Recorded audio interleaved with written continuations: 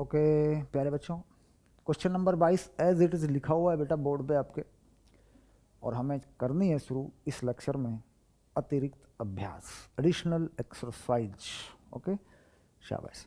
तो additional exercises जो है उसको शुरू करते हैं। क्वेश्चन नंबर पड़ेगा बेटा 23 नंबर का, 23 नंबर का सवाल।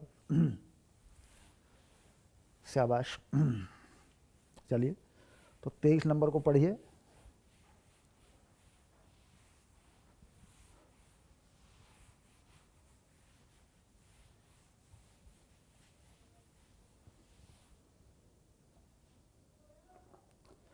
कई सवाल उठते हैं मन में पढ़ने वाले के। जिज्ञासु, पता क्या होता है जिज्ञासु? तुमने एक शब्द पढ़ा होगा जिज्ञासु। एम्बिशियस, अंग्रेजी में बोल देते हैं एम्बिशियस। महत्वाकांक्षी, क्या बोलते हैं? महत्वाकांक्षी, ये भी बोल देते हैं इसको महत्वाकांक्षा, एम्बिशियस। जिज्ञासु, जिज्ञासा रखने वाला। तो जिज्ञासु के मन में सवाल रहता है, लेकिन जिज्ञासु को बेटा ज्ञान भी रहता है, ज्ञान भी रहता है। आप समझ रहे हैं? ज्ञानियों के मन में सवाल खत्म नहीं होते हैं। ज्ञानी और अज्ञानी में क्या फर्क है बताओ? अज्ञानी के मन में सवाल ही नहीं है, उसको कुछ पता ही नहीं है, वो किसी भी सवाल को हंस के टाल जाता है। ऐसा होता है होता होगा, अरे ये तो ऐसे होता है वैसे होता है। अज्ञानी की क्या पहचान है? हर सवाल को हंस के टाल देगा, उसका जवाब नहीं देगा, क्योंकि उसके पास जवाब नहीं है। अज्ञानी की पहचान क्या है? सवाल का जवाब भी देगा, और अगर सवाल में से सवाल निकलेगा उस पर तर्क भी करेगा, उसको समझाने की या समझने की कोशिश भी करेगा, फिर भी सवाल खड़ा कर देगा। तो ज्ञानियों के पास सवाल बहुत होते हैं, लेकिन बहुत सारे या ज़्यादातर सवालों के जवाब भी ज्ञानियों के पास होते हैं। और ज्ञान की शुरुआत कहाँ से होती है? ज्ञान की शुरुआत होती है जिज्ञासा, जिज्ञासु। चलिए आगे चलते हैं और देखते हैं 23। शाबाश। क्वेश्चन नंबर 23 अतिरिक्त अभ्यास, भौतिकी कक्षा 12, चैप्टर नंबर 13 नाभिक। शाबाश। 13-23 शाबाश। क्या कहा? आवर्त सारणी में मैग्नीशियम का औसत परमाणु द्रव्यमान 24,312 यूनिट दिया गया है। यह औसत मान पृथ्वी पर इसके समस्थानिकों की सापेक्ष बहुलता के आधार पर दिया गया है। मतलब मैग्नीशियम के समस्थानिक जो होते हैं उनकी बहुलता के आधार पर है। सबका औसत निकाल दिया और ये बना दिया इन्होंने 24,312। मैग्नीशियम के तीनों समस्थानिक तथा उनके द्रव्यमान इस प्रकार हैं। चलिए, मैग्नीशियम 2412, मैग्नीशियम 2412, इसका द्रव्यमान दिया है 23,98,504, 23,98,504 यूनिट। मैग्नीशियम 2512, मैग्नीशियम 2512, इसका दिया हुआ है 24,98,584, 24,98,584 यूनिट।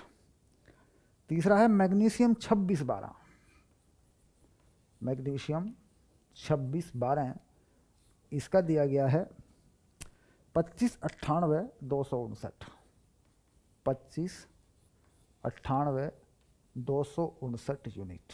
ये मतलब, और mg का औसत जो निकलता है वो दिया गया है 24,312, 24,312 यूनिट। ये औसत है, मतलब आवर्त सारणी में जो लिखा होता है ना, औसत होता है वो, समस्थानिकों का औसत होता है वो। अब इन्होंने कहा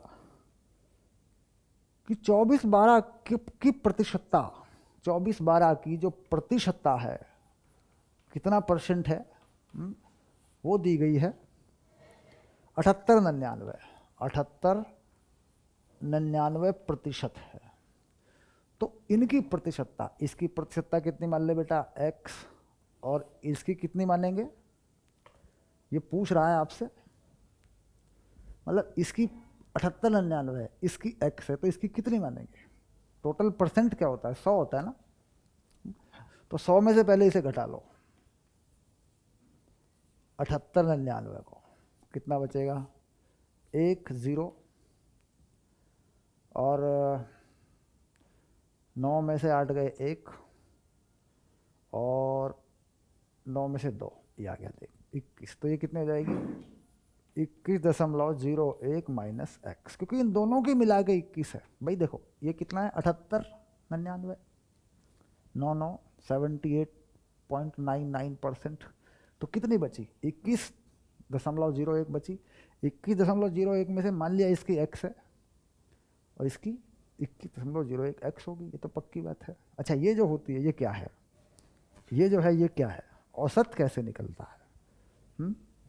देखो कितना है 2398, 504, कितना परसेंट है 78-99/100, प्लस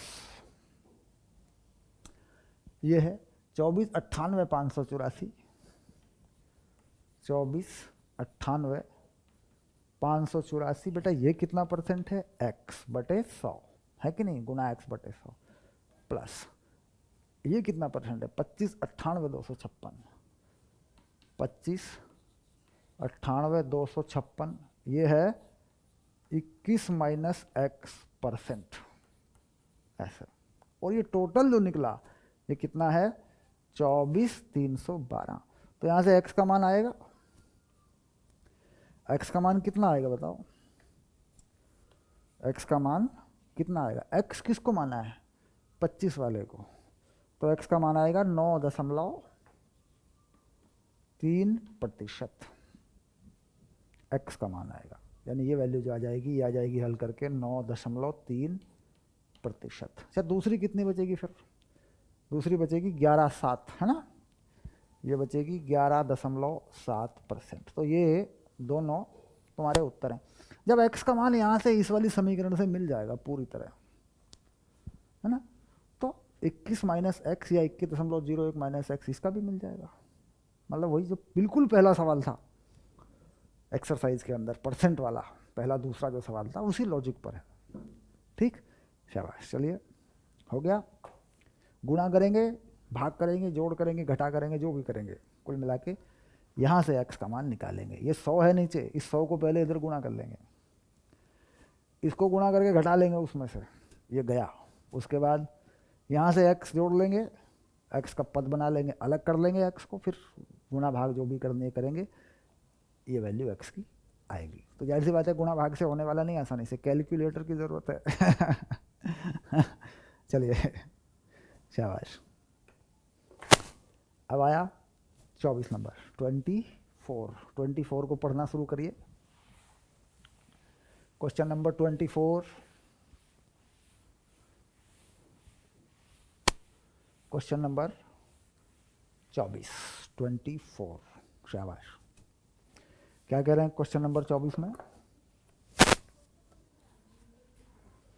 हाँ, न्यूट्रॉन पृथक्करण ऊर्जा, सेपरेशन एनर्जी, न्यूट्रॉन को किसी से अलग करने की एनर्जी, परिभाषा के अनुसार वह ऊर्जा है जो किसी नाभिक से एक न्यूट्रॉन को निकालने के लिए आवश्यक होती है। नाभिक में से न्यूट्रॉन निकालो। नीचे दिए गए आंकड़ों का इस्तेमाल करके कैल्शियम 41 और एल्यूमिनियम 27 नाभिकों की न्यूट्रॉन पृथक्करण ऊर्जा ज्ञात कीजिए। 13-24।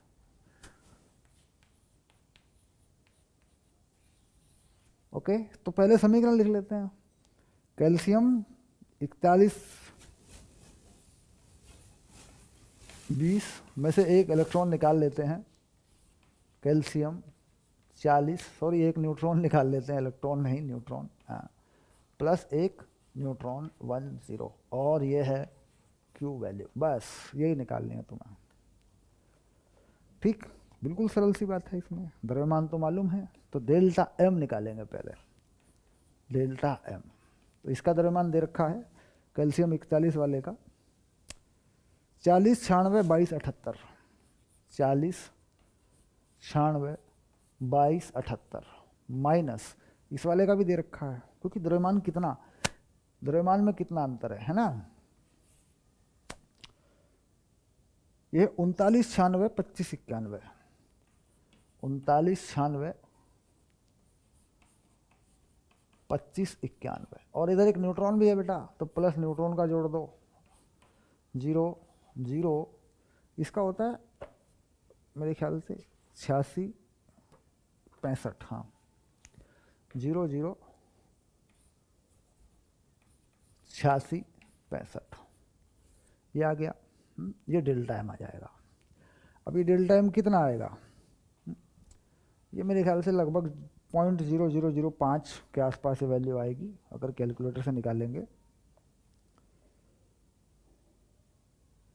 5 तो नहीं आनी चाहिए, है ना, क्योंकि देखना पड़ेगा ये वैल्यू कितनी आएगी ऐसे निकालने से। अच्छा, अब निकालते हैं क्यू वैल्यू। क्यू वैल्यू कितनी होगी बेटा, डेल्टा एम गुना 931.5 MeV।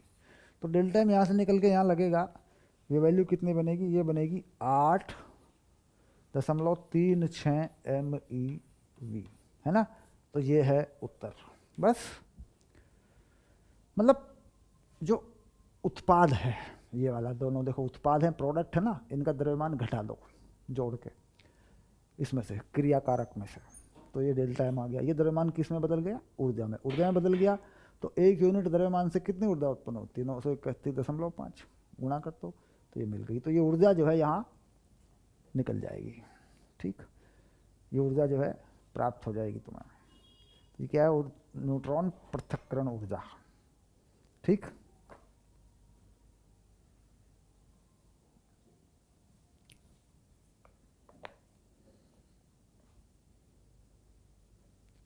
ये ऊर्जा मिली है, तो ये बात कहाँ से आ गई कि साहब ये ऊर्जा न्यूट्रॉन को निकालने के लिए इस्तेमाल की गई है।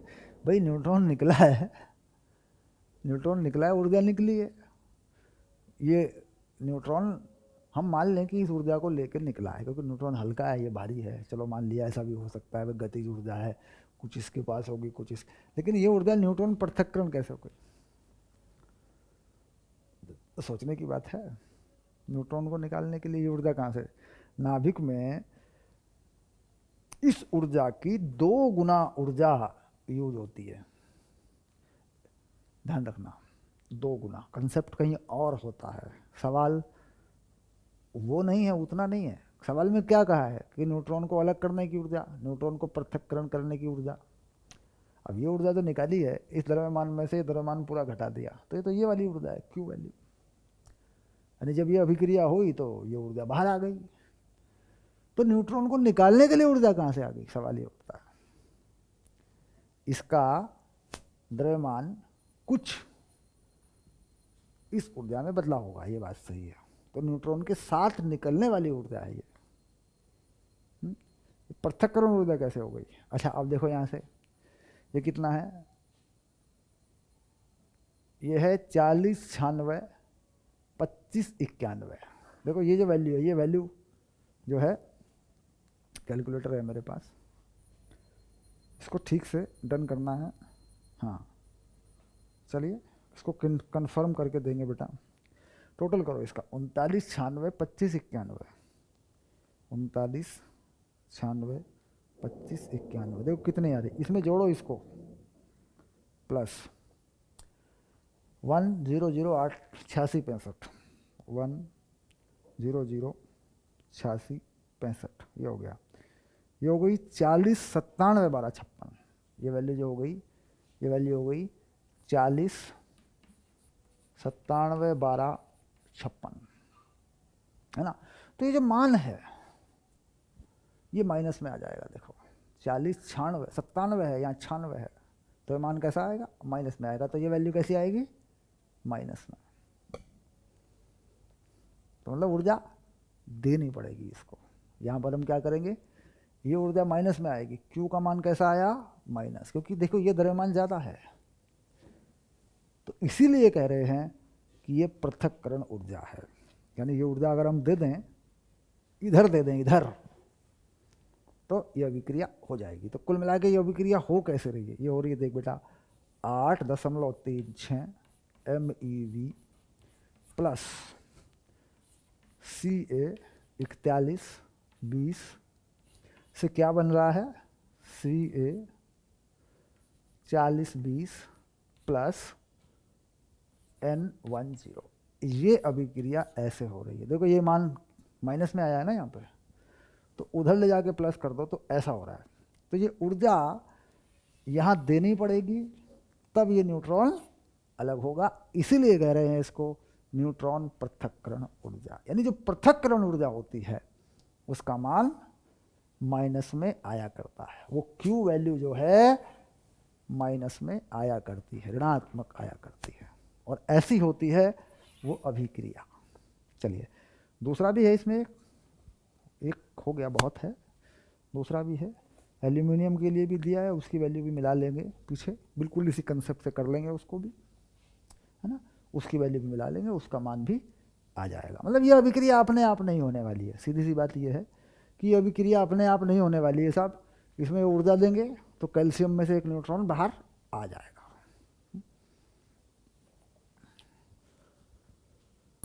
चलिए 24 डन हो गया। 24 का एक पार्ट डन हुआ है, एक ही काफ़ी है, क्योंकि दोनों सेम है ना, एक ही काफ़ी है। 25 चैप्टर ख़त्म भी तो करना है बेटा, तो जहाँ समय बचाया जा सकता है थोड़ा सा, ज़्यादा समय तो नहीं बचा सकते, बचा लेंगे, कोई दिक्कत नहीं है। चैप्टर की थ्योरी ठीक से पढ़ लीजिए अपने वीडियो लेक्चर में, कहीं कोई इशू है अगर एक बार उसे देख लीजिए, सवाल फटाफट समझ में आ जाते हैं। 25 में क्या गया, किसी स्रोत से में फॉस्फोरस के 2 रेडियो न्यूक्लियाइड निहित हैं। 13-25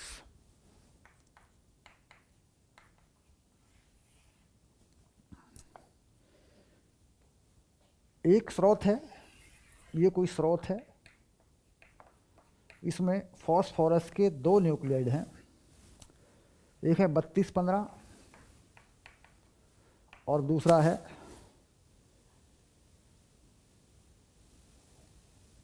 33-15, ये है इसमें। और इसमें से रेडियो एक्टिव विघटन होता है, रेडियो एक्टिव विघटन होता है। अर्ध आयु, अर्ध आयु, तो यहाँ अर्ध आयु लिखते हैं इस वाले की और इस वाले की। अब इन दोनों की अर्ध आयु भी बता रखी है। 32 वाले की है 14.3 दिन, 14.3 डेज, और इस वाले की है 25.3 दिन, 25.3 डेज। ये इन दोनों की अर्ध आयु है। ऐसे देखो बीच में लाइन खींच देते हैं, ऐसे यहाँ पे भी बीच में लाइन खींच देते हैं, ऐसे ये बता दिया। प्रारंभ में P33 से 10% अक्षय प्राप्त होता है। P33 से, P33 31 लिख दिया बेटा, ध्यान रखना, गड़बड़ हो जाएगी। प्रारंभ में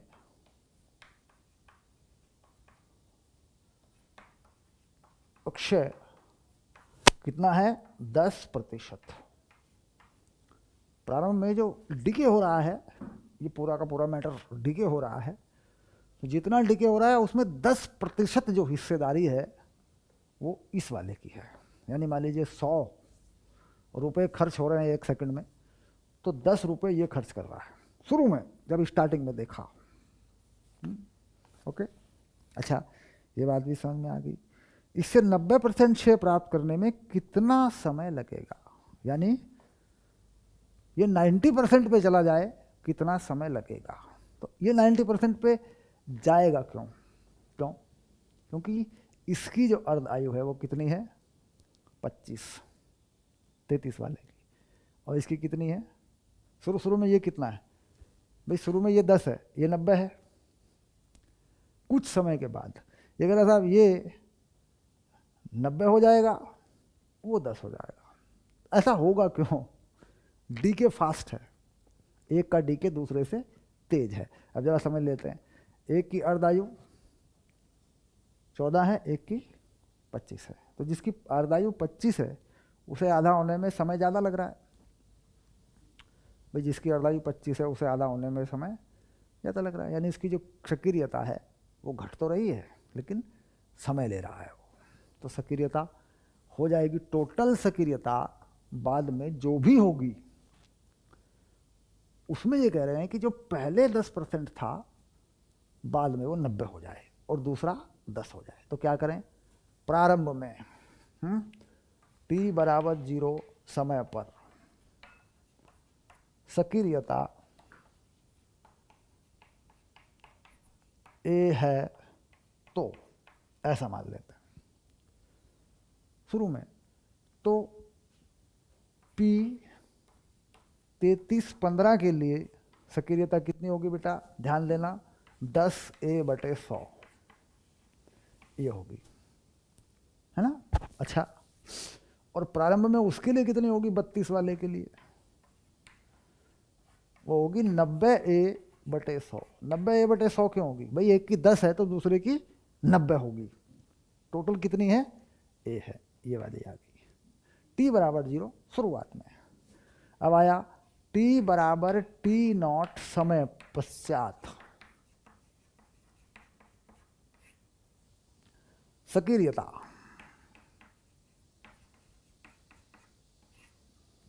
अब इसकी 90 होगी, P 33/15, इसकी सक्रियता कितनी हो जाएगी बेटा? 90। और जो भी सक्रियता होती है, मान लीजिए सक्रियता है A', बाद में कितनी होगी सक्रियता? A'। भाई पहले सक्रियता कितनी है? A, बाद में हमने मान लिया कि A' हो गई, तो जो हो गया 90A'/100 इसकी हो गई। भाई सक्रियता तो घटेगी ना, दोनों का विखंडन होगा, दोनों की घटेगी। पहले मान लो A है तो A का हिस्सा ऐसे बढ़ रहा है। कुछ समय t बराबर t0 के बाद सक्रियता कितनी मान ली? पूरे स्रोत की, पूरे सैंपल की कितनी आ रही है? मान लो A' है तो उसका, इसके पास कितना चला गया इस बार? 90। और P 32 के पास कितना आ गया? दिमाग लगाना पड़ेगा थोड़ा सा। ये हो गया 10A'/100, ये वाली चीज़ है, ऐसा हो गया। ठीक, तो ये सक्रियता प्राप्त हुई है किसी नियम से, ये सक्रियता प्राप्त हुई है किसी नियम से। देखो पहले सक्रियता कितनी थी? ये थी 10A/100 e की पावर माइनस λ1 t0। सक्रियता का एक नियम है A0 e की पावर माइनस λt। तो पहले तो यही थी, और λ1 किसका मान लिया? λ1 मान लिया इसका विघटन स्थिरांक, विघटन कांस्टेंट, ऐसे लिख दूं? चलो बेटा पूरा ही लिखूंगा मैं। विघटन स्थिरांक इसका कितना है? λ1, और इसका कितना है? मान लो λ2 पहले वाले का। तो पहले वाले के लिए क्या लगेगा यहाँ पे? λ1। और कितने समय में हो गया? ये कितने समय में हो गया? t0 में। चलो दूसरे की पहले कितनी थी? ये थी प्रारंभ में, अब इतनी हो गई है 90A/100 e की पावर माइनस λ2 t0, ये आ गई। देख, ठीक। तो यहां ये जो चीज है ये और ये जो चीज है ये, बस यही तुम्हारा फोकस है। ये चीज कैसे आई इसी को समझना था। ठीक, अब इन दोनों को भाग कर दो, अब इन दोनों को भाग कर दो, यही कर लो, जगह है हमारे पास, ऐसे यहाँ कर लो, इन दोनों को डिवाइड कर दे। देख यहाँ क्या आएगा? 90/10, क्योंकि A' से A' कट जाएगा, 90/10 हो जाएगा। तो यानी 9/1 बराबर, यहाँ क्या आएगा? 1/9, क्योंकि ये A कट जाएगा, बाकी 0 कट जाएंगी, 1/9। यहाँ क्या आएगा? ई की power minus lambda T not बटे में ई की power minus lambda two T not. तो यानी यहाँ आएगा ई की power lambda two minus lambda one बेटा ये आएगा टी नॉट। पक्का बात है? क्योंकि देख ध्यान से देख, ई की power lambda one T not के बटे में भाग में ये वैल्यू आएगी, तो इसका ऊपर चला जाएगा, लेमडा माइनस का है ना लेमडा टू टी नॉट, तो प्लस हो जाएगा, तो कुल मिला के ऐसा हो जाएगा। टी नॉट कॉमन ले लेंगे, ये कहानी आ गई। ये हो गया 81 81 और ई की power lambda two minus lambda one T not. तो तुम्हें निकालना क्या है? T not. टी नॉट समय पश्चात सक्रियता कितना समय होगा जब ऐसा हो जाएगा। ठीक, अब चलते हैं। अब चूंकि मामला सरल हो गया है, अब इसे मिटा देते हैं ऐसे। शाबाश। ओके, अब देखो 81 क्या होता है? 3 3 9 3 27 3 81, ये होता है 3 की पावर 4 बराबर ई की power lambda two minus lambda one और टी नॉट। बेटा इधर लोग ले लें, लोग ले लें प्राकृतिक लोग, एल वाला, तो वो लेंगे तो क्या होगा? 4 ln 3 हो जाएगा बेटा ये। और यहाँ कुछ नहीं, ई हट जाता है लोग लगा देने से। अगर आधार लोग का ई है, ln है, तो ये ई हट जाता है, हो गया lambda two minus lambda one T not. तो देख टी नॉट की जो वैल्यू आ रही है वो आ रही है 4 ln 3 lambda two minus lambda one. इतनी बात को पकड़ना है पहले। अब हम धीरे धीरे उत्तर की तरफ पहुंचेंगे। ये सारी चीज़ें ठीक हो गई हैं, इन्हें हटा लो। तो कोई पॉइंट अगर रह जाता है तो वीडियो को पीछे हटा के भी देख सकते हैं, कोई बड़ी बात नहीं है। तो ऐसा कुछ नहीं, सर पढ़ा दिया दोबारा पढ़ा दो, अब वीडियो लेक्चर में उसकी तो टेंशन नहीं है ना, कम से कम। दूसरी बात, वीडियो कोर्स 1-1 है, 1-1। अकेला मैं अकेले तुम, मैंने जो कहा तुमने सुना है। क्लास में क्या होता है? सर सर सर दोबारा बोल दीजिए सर, सर सुना ही नहीं दिया सर, सर ये क्या है समझ में नहीं आया, दोबारा समझा दिया। तो होता ही नहीं है ऐसा भाई, क्लास में बच्चे होते हैं, कहाँ दोबारा। क्लास में चाहे ट्यूशन की क्लास हो चाहे स्कूल की क्लास हो, आधे या आधे से ज़्यादा बच्चे तो बेचारे यूँ ही रह जाते हैं। 70% बच्चों के ऊपर से उजड़ता है, क्या हो रहा है, लिखते रहो टिक टिक टिक, लिखते रहो टिक टिक करते रहो। यहाँ ऐसा कुछ भी नहीं होता। 100% आउटपुट है एक रिकॉर्डेड कोर्स का। अगर एक कोर्स रिकॉर्ड कर दिया गया, 100% उसका रिजल्ट होता है। क्यों होता है? क्योंकि उसमें 1-1 है। 2 बार देखा जा सकता है, 10 बार देखो, हर चीज़ को अच्छे से क्लियर करो। चैप्टर को पहले वीडियो देखो, नोट्स करो, अपनी कॉपी में लिखो, फिर किताब से पढ़ो, फिर देख लो दिक्कत आई तो कहीं पे। चलिए, तो अब लेमडा होता क्या है? लेमडा का फॉर्मूला क्या होता है? 4 ln 3, ये होता है ln 2 बटे हाफ लाइफ T2, और ये ln 2 log 2 T1, ऐसा होता है।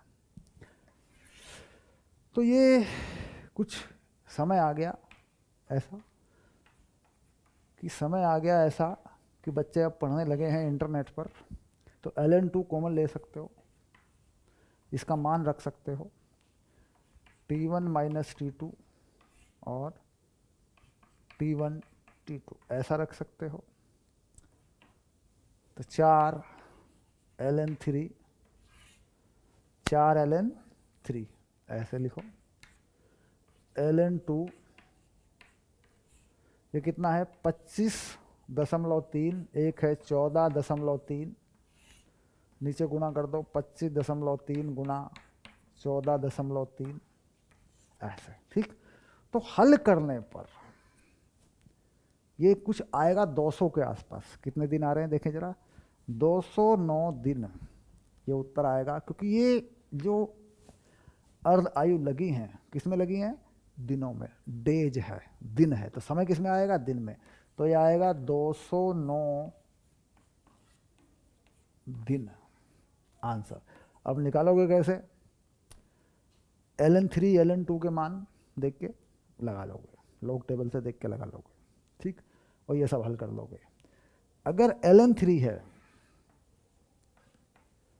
इसे क्या करते हैं 2.3 गुना log आधार 10 बना लेते हैं, 3 लिख लेते हैं।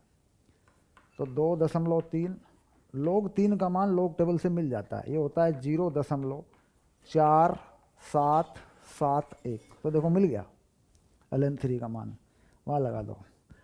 ln2 का मान तुम्हारे पास पहले से ही होता है। ln2 का मान कितना होता है बताओ? ये होता है 0.69। 0.69 यहाँ लग गया, यहाँ गुणा कर दिया इसको, यहाँ लग गया, 4 से गुणा कर दिया, इसको हल कर दिया, उत्तर आएगा 209 दिन, कंफर्म, पक्का, ठीक, शाबाश। चलिए क्वेश्चन हुआ डन। और लॉजिक था थोड़ा क्वेश्चन के अंदर, मतलब एनसीईआरटी का हर सवाल अपने आप में सवाल है, हर सवाल।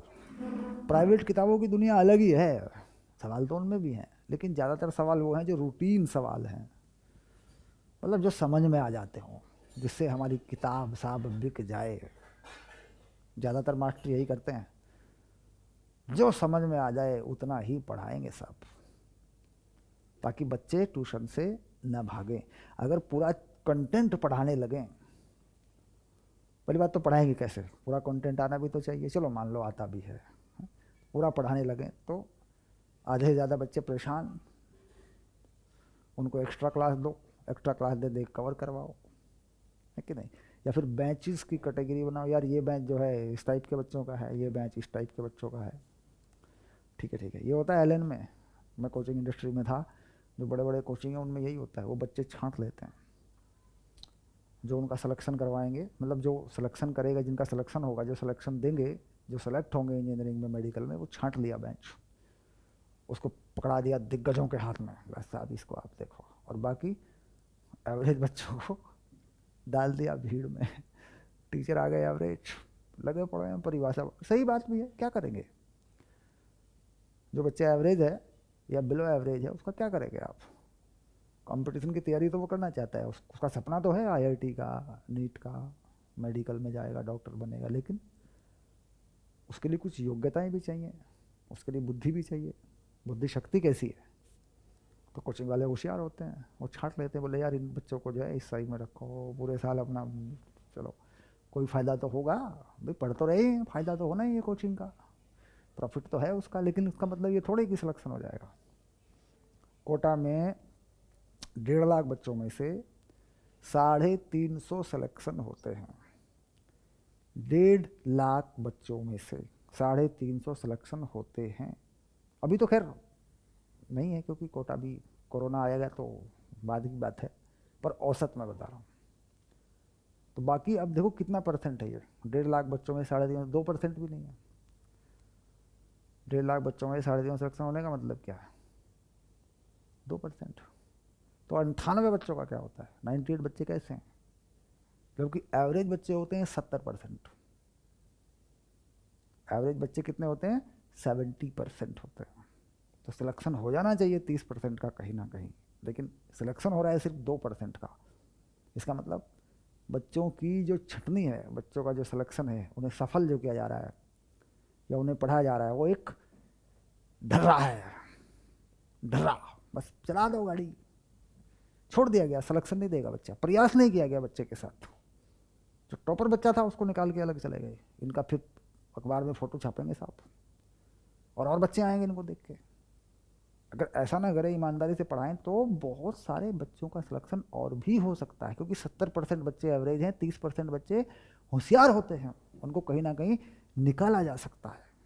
इसलिए क्या होता है, कोचिंग इंडस्ट्री के साइड इफ़ेक्ट ज़्यादा हो गए हैं इफेक्ट के बजाय, क्योंकि जो बच्चा एवरेज से ऊपर है उसका सिलेक्शन तो होना चाहिए, उसको कहीं तो कुछ मिले। सिलेक्शन किसका हो रहा है? तो टॉपर है, उसका तो होना ही है, उसको आप सपोर्ट कर दो, हो ही जाएगा उसका सिलेक्शन। तो ये विडंबना है, ये कहानियाँ हैं कोचिंग की।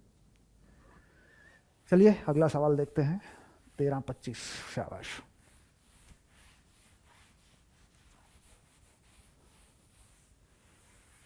क्वेश्चन नंबर 26 पे जाएंगे, शाबाश। क्वेश्चन नंबर 26, शाबाश। Question number 26, 13-26। क्या कहा? कहने वाले ने क्या कहा? कुछ विशिष्ट परिस्थितियों में, हर परिस्थिति में नहीं है भैया, देखो बात को समझना। क्वेश्चन नंबर 25-26 में, कुछ विशिष्ट परिस्थितियों में एक नाभिक अल्फा कण से अधिक द्रव्यमान वाला एक कण उत्सर्जित करके क्षयित होता है। अल्फा कण से अधिक कोई भी हो सकता है। निम्नलिखित 6 प्रक्रियाओं पर विचार कीजिए। चलो कर लिया साहब, एक रेडियम है, पीबी लेड है, रेडॉन है, रेडियम है। इन दोनों 6 प्रतिक्रियाओं के लिए क्यू के मान की गणना कीजिए और दर्शाइए कि दोनों प्रक्रियाएं ऊर्जा की दृष्टि से संभव हैं या नहीं। खैर वो तो द्रव्यमान से ही पता लग जाएगा। द्रव्यमान घटेगा तो संभव है, नहीं घटेगा तो असंभव। 2 हैं हमारे पास, एक है रेडियम 223-88 और ये टूट गया है। लेड 209-82 में,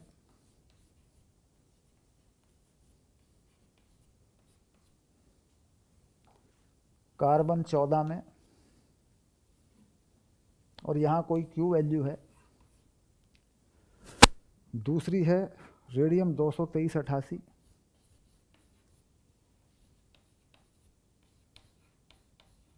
और ये टूट गया है रेडॉन 219-86 में,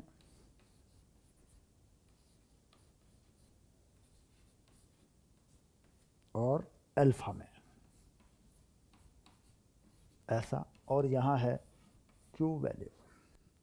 तो जनरली आप सोच के बताइए कि अगर हो सकता है, मान लीजिए अगर हो सकता है तो कौन सी अभिक्रिया हो सकती है।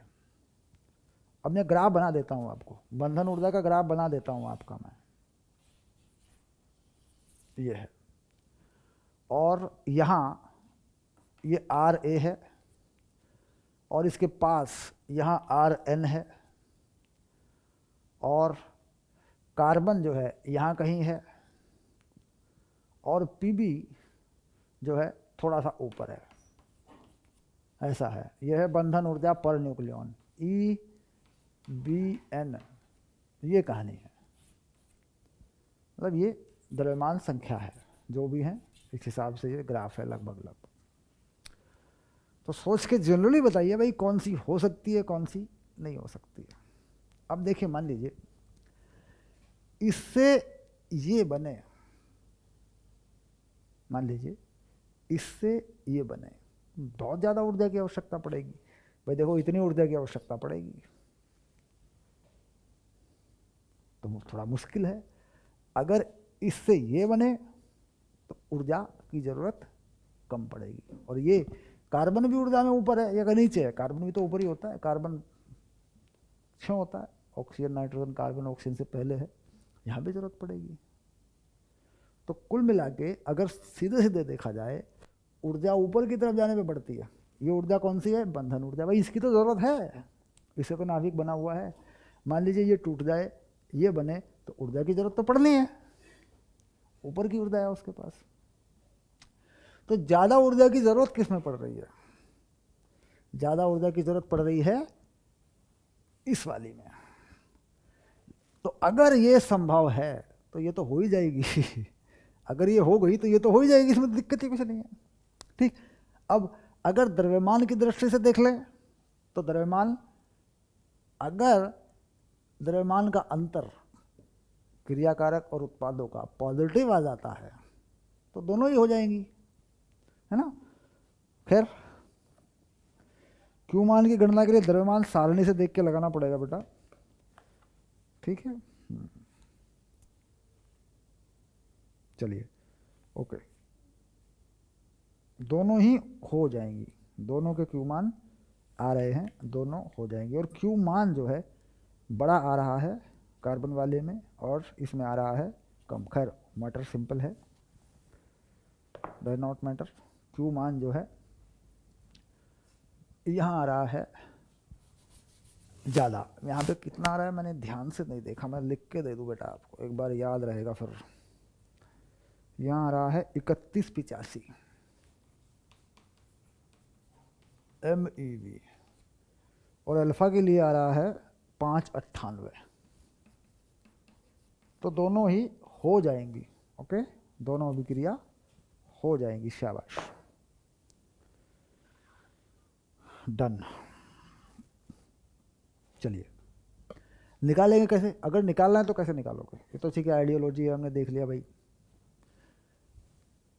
पीबी बना और 14 बना, ऊर्जा ज़्यादा, जो ऊर्जा की ज़्यादा ज़रूरत पड़ेगी, ये बात ज़्यादा ऊर्जा लेवल है, तो जब बनेगा तो हायर ऊर्जा पे जाएगा तो ज़्यादा ऊर्जा निकलेगी भी, ये भी बात सही है। तो ये हो गया, ये ज़्यादा लेवल चेंज नहीं हुआ तो ऊर्जा कम निकलेगी। अल्फ़ा बनेगा यहाँ आके, अल्फ़ा तो यहाँ होता है ना, हीलियम तो यहाँ होता है ना, तो दोनों हायर ऊर्जा के बने। देखो इससे ये दोनों हायर ऊर्जा के बने तो ज़्यादा ऊर्जा निकलेगी, सिंपल सी बात है। टूटेगा तो जितनी ऊर्जा इसे बनाने में लगेगी, कंसेप्ट ये कहता साहब, उतनी ऊर्जा इसमें से निकलेगी भी, निर्माण में लगेगी, द्रव्यमान उतनी ऊर्जा में बदलेगा, ये कंसेप्ट है। और यहाँ नीचे है तो ऊर्जा कम निकलेगी, और इसका तरीका क्या है भाई? द्रव्यमान घटा लो, डेल्टा एम निकाल लो, उसे 931,931.5 से गुणा कर लो, देख लो मान पॉजिटिव आता है कि धनात्मक आता है। सही तरीका तो वही है। खैर ये आइडियोलॉजी तो, या तो हमारे पास पूरा ग्राफ हो एग्जैक्ट, क्योंकि रफली ग्राफ है ना, ये तो मैंने ऐसे ही बना दिया, पूरा ग्राफ होना चाहिए हमारे पास, उसे देख के हम बता देंगे फिर, ठीक, जिसमें ऊर्जा ऊपर की तरफ जा रही है ऐसे ऊर्जा का, तो उसमें ऊर्जा ज़्यादा निकलेगी, है ना। शाबाश।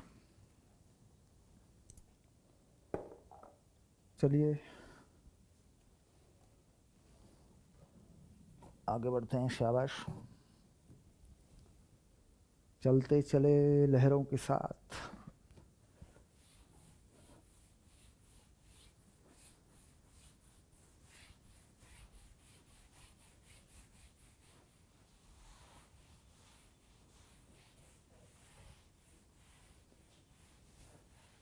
हाँ, चलते चले लहरों के साथ। अब परवाह नहीं दिन हो के रात, मतलब परवाह नहीं है दिन हो के रात, चलते चले लहरों के साथ। एक गाना है पुराना, कोई गाने के बोल याद आ जाते हैं ना कभी कभी। गाने वाने सुनते हो कि नहीं बताओ? सर समय कहाँ मिलता है। ठीक है फिर पढ़ाई करो, क्या दिक्कत है, पढ़ाई करते रहो। 43 और पढ़ेंगे बेटा, अभी तो टाइम है इस क्लास के ख़त्म होने में। अब आया 27, 13, 27। शाबाश। क्या कहा? तीव्र न्यूट्रॉनों द्वारा यूरेनियम 238 के विखंडन पर विचार कीजिए। किसी विखंडन प्रक्रिया में प्राथमिक अंशों के बीटा क्षय के पश्चात कोई न्यूट्रॉन उत्सर्जित नहीं होता। ठीक है, न्यूट्रॉन उत्सर्जित हो गया, बीटा हो गया, ख़त्म। और सिलीनियम, सिलीनियम बोलते हैं बेटा इसको, क्या बोलते हैं, 140, 58, 99, 44 रूबिडियम अंतिम उत्पाद प्राप्त होते हैं। विखंडन प्रक्रिया के लिए Q के मान का परिकलन कीजिए। आवश्यक आंकड़े इस प्रकार हैं। चलिए क्या कहा? 238, 92, एक न्यूट्रॉन लगा लें, और क्या क्या बनाना है इससे? CE 140, 58 plus rubidium 99, 44 plus Q value. ये है कहानी। द्रव्यमान दे रखे हैं सबके, इसकी वैल्यू आपको चाहिए, Q वैल्यू। तो बेटा यहाँ देखेंगे 238 का द्रव्यमान है 238, 05, 079, 238, 05, 079 और एक न्यूट्रॉन भी है इधर, एक न्यूट्रॉन का भी द्रव्यमान है 1.008665।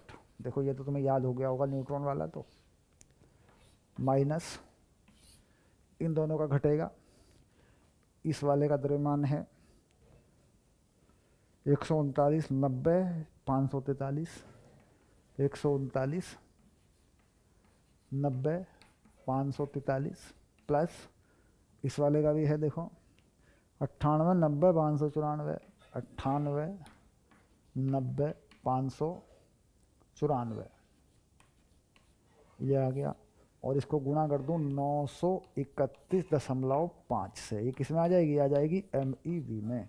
तो बस सीधा उत्तर लिख दूंगा मैं, सीधा उत्तर। कितना उत्तर आ रहा है, उत्तर क्या आ रहा है, उत्तर आ रहा है 231.1 MEV। ये आ गया तुम्हारा आंसर। मतलब ये बढ़िया सवाल था। सिंपल सवाल था ये तो। सर इसे करेंगे अगर हम गुणा भाग तो हालत ख़राब हो जाएगी हमारी। क्यों होगी भाई, इसे जोड़ लो पहले रफ कॉपी में, इसमें से ये घटा लो टोटल करके, उठा के गुणा कर दो। चलिए आगे बढ़ेंगे, शाबाश।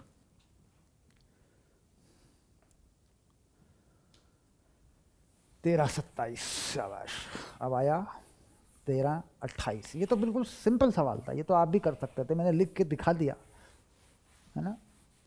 कई बार क्या होता है, सिंपल सवाल पे कुछ कन्फ्यूजन हो जाता है, कई बार फालतू में ही तो होता है, सर अगर ये सवाल होता तो फिर देख ही लेते, तो इसलिए मैंने लिख दिया इसको, कोई बड़ी बात नहीं है, सिंपल सवाल था। 13-28,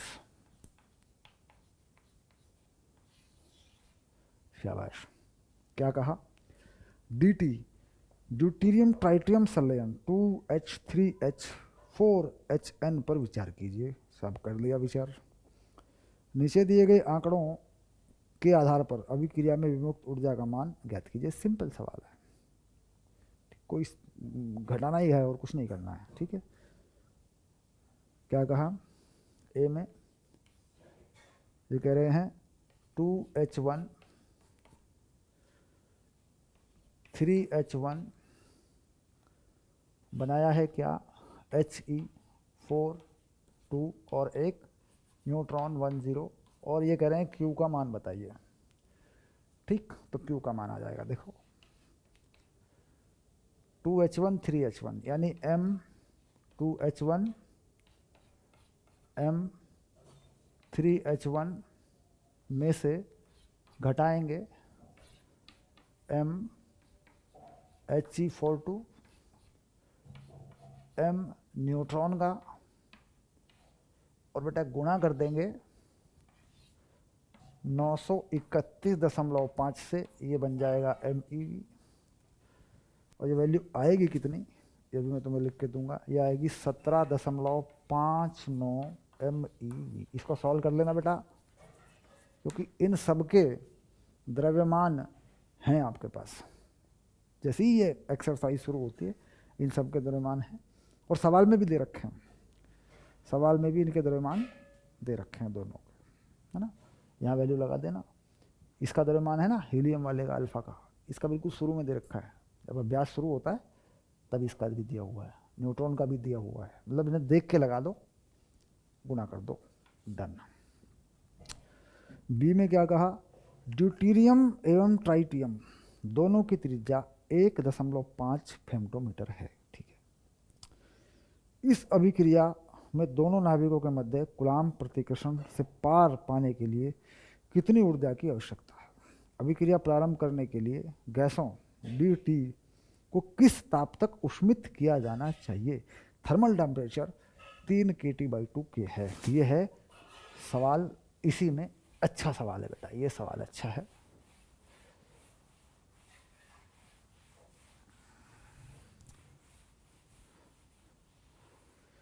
चलिए देखते हैं इसका बी पार्ट, इसका बी पार्ट देखते हैं बेटा, शाबाश।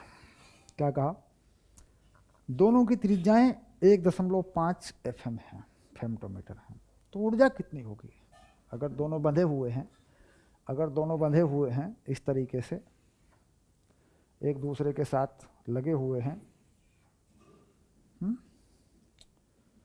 तो त्रिज्या दोनों के बीच की जो दूरी बन जाएगी वो बन जाएगी 3 FM, क्योंकि दोनों की त्रिज्याएं समान हैं और ये बेटा R है तो ये भी R है। देख, दोनों की त्रिज्या क्या मान ली, R मान लिया, दोनों के बीच की दूरी हो जाएगी। इस पे आवेश क्या है, E पॉजिटिव, इस पे आवेश है E पॉजिटिव। तो कुल स्थितिज ऊर्जा, कुल स्थितिज ऊर्जा कितनी होगी, तो कुल स्थितिज ऊर्जा, इसे क्या लिखते हो तुम, U 1/4 पाई एप्सिलॉन नॉट ई, दोनों का आवेश लग जाएगा, दोनों में एक एक प्रोटॉन होता है, ऐसा मान के चले, 3 × 10⁻⁻15, ये आ गई बेटा जूल में, ये ऊर्जा है। ठीक, ये ऊर्जा कितनी आएगी, अगर इसे हल करोगे तो कितनी आएगी, ये तो जूल में आ जाएगी, है ना। अब जो भी ये ऊर्जा आएगी ये है निकाय की ऊर्जा। अब ये कह रहे हैं पार करने में कितनी गतिज ऊर्जा की आवश्यकता है, इतनी गतिज ऊर्जा दो तो इसे पार कर देगा, मतलब फंसेगा नहीं इसके पास ये। अगर आकर्षण हो जाए या प्रतिकर्षण, प्रतिकर्षण तो फेंक ही देगा, इसे पार करना है, कितनी दूर से फेंके, मान लो इधर से फेंक दें ऐसे ठिंग, इधर से फेंक दें ठिंग, तो दोनों को ये ऊर्जा जाके मिल जाए दोनों। भाई प्रतिकर्षण बल काम करता है ना, मान लो इसको इधर से फेंक दें या इसको इधर से फेंक दें या कहीं से भी फेंक दें, जब दोनों पास आ रहे होंगे तो एक दूसरे को दूर तो फेंकेंगे ना, लेकिन कहने कितनी ऊर्जा दे दें कि मिल जाएं, एक दूसरे के पास तक पहुंच जाएं, पास पहुंच जाएं। तो जितनी ऊर्जा स्थिर ऊर्जा है इसको खत्म करना पड़ेगा, तो यही बन जाएगी गतिज ऊर्जा, इतनी ऊर्जा देनी पड़ेगी। इसका वैल्यू कितना आ रहा है, अगर इसका वैल्यू देखें तो जूल में आ गई, इलेक्ट्रॉन वोल्ट में निकल जाएगी। देखो 9 × 10⁻9, 1.6 × 10⁻⁻19, 1.6 × 10⁻⁻19, 3 × 10⁻⁻15। इलेक्ट्रॉन के आवेश से भाग कर दे बेटा तो क्या बन जाएगा, इलेक्ट्रॉन वोल्ट। अब ये एक नंबर इससे कट जाएगा। अब देख यहाँ से क्या बना, देख 15 में से 9 के 4, 5, 10⁻5 तो वैसे ही बन गया, ये हो गया 3 × 3 = 9, 16 × 3 = 48,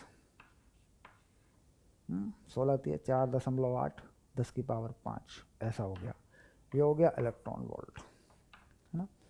तो कितना हो गया, अगर किलो बनाऊं तो 480 किलो इलेक्ट्रॉन वोल्ट हो गया यू। पक्की बात है, इतनी ऊर्जा देनी पड़ेगी नहीं देनी पड़ेगी, गतिज ऊर्जा दे दो इतनी तो पास पहुंच जाएंगे एक दूसरे के, प्रतिकर्षण को पार कर लेंगे। नहीं तो अगर इससे कम ऊर्जा देंगे तो पास तो आएंगे लेकिन वापस एक दूसरे को दूर फेंक देंगे, क्यों, क्योंकि दोनों पर आवेश समान है। अच्छा, अब ये जो ऊर्जा है इसको अगर हम ऊष्मा से देना चाहें, हीट से देना चाहें, गर्म करके देना चाहें, गर्म करते हैं हम, और तो हमारे पास कुछ चारा है नहीं, तो इस ऊर्जा को गर्म करने के लिए किसके बराबर रखना पड़ेगा, 3/2 kT तापमान, और 2 हैं, 1 2, तो 2 से गुणा कर लेंगे। ये K क्या है, ये है बोल्ट्जमैन नियतांक, बोल्ट्जमैन नियतांक, बेटा इसका भी मान दे रखा है शुरू में, ये बोल्ट्जमैन नियतांक है। तो तापमान आ जाएगा, ये जो किलो इलेक्ट्रॉन वोल्ट है इसको हटाना पड़ेगा, इसको लगाना पड़ेगा जूल में, तो इसे मैं हटा लूँ, जूल बना लूँ इसके, है ना, बिल्कुल ऐसे ही रखूँ, 4.8 × 10⁵ ये बन गए देख इलेक्ट्रॉन वोल्ट पहले की तरह, और जूल बन गए 1.6 10⁻⁻19। देख बेटा ये जूल बन गई, ऊर्जा जूल में आ गई। देखिए इलेक्ट्रॉन वोल्ट मैंने लगाया था लेकिन हटा लिया मैंने, यहाँ पे जूल बना दिया फिर से जैसे यहाँ पे था। ठीक, तो अब तापमान आएगा, अब कितना तापमान आएगा, के का मान लगा देते हैं। क्या के का मान क्या होता है, के का मान होता है आइडियल गैस कांस्टेंट बटे एवोगाड्रो नंबर 0.23 10⁻23। आर का मान क्या होता है बताओ, 8.314 होता है कि नहीं। तो के बोल्ट्जमैन नियतांक का ये मान होता है, मतलब बाकी वैल्यू देख के लगा देते हैं, कोई बड़ी बात नहीं। तो ये 2 क्यों लगा, क्योंकि 2 हैं, दोनों को देनी पड़ेगी ऊर्जा, ये कुल ऊर्जा है। 3/2 इसका फॉर्मूला है। कुल गतिज ऊर्जा होती है, परमाणुओं की कुल गतिज ऊर्जा 11वीं में पढ़ा करते थे, ऊष्मीय ऊर्जा कितनी होती है, 3RT/2। तो परमाणु को देनी है ना, आर क्यों लगाएंगे, एक परमाणु को देनी है, एक एक परमाणु को देनी है, तो मोल से भाग कर लेंगे, क्योंकि मोल होती है ये, अगर इसको बनाएं तो ये मोल में होती है 3RT/2। एक मोल में कितने होते हैं, अवगाद्रो संख्या के बराबर, तो फिर एक अणु पर पहुंच जाती है या एक परमाणु पर पहुंच जाती है। ये 2 हैं, 2 से गुणा कर लिया। तो यहाँ से तापमान का मान जो आता है बहुत ज़्यादा आएगा, मतलब तुम सोच नहीं सकते कितना आना चाहिए। 1.85 गुना 10⁻9 केल्विन, ये आएगा तापमान। तापमान तो इसमें केल्विन में ही चलता है, ये कोई नई बात नहीं है, आता ही केल्विन में है, क्योंकि आइडियल गैस कांस्टेंट जहाँ लग गया वहाँ चलेगा ही मामला केल्विन में। चलिए शाबाश, अब आएंगे अगले लेक्चर में, ठीक है, अब करेंगे अगले लेक्चर में बात।